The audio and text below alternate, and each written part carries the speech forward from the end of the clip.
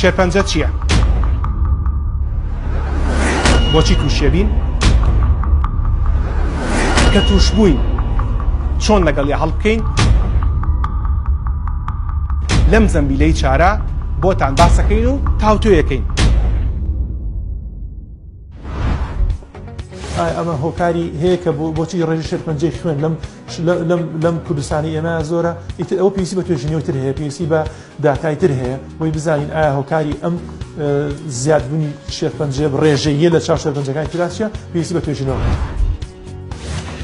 ئەلێرە کە یەینی ژوورەوە زیاتر لە 6 ملیۆن دۆلارە بینین لە هەر بەشێک لەم بەشانەیە کە کارەکرێت. سکرینەکەی بەرامبەری خۆتانە بینین کە لێرەوە ئێستا کارمەندەکان خەریکن بەبێ کە ئێمە پەیوەندیمان پێیانەوە هەبێ خەریکن تیشک بۆ نەخۆشک بەکارهێنن بۆ چارەسەری شێرپەنجەکەی. ئەگەر سێ کەس لە بازار بێنی لەو سێ کەسە یەکێکیان تووشی شێرپەنجە بێت، ئەنی شێرپەنجە لە هەموو عالەمایە کە زیادی کردووە نەک تەنها لە کوردستانە. بەڵام ئاماری ساڵی 2018 پێمانەڵێ کە لە سەر 1700 نەخۆش لە سەنتەری ئێمە چارەسەری بۆ کراوە.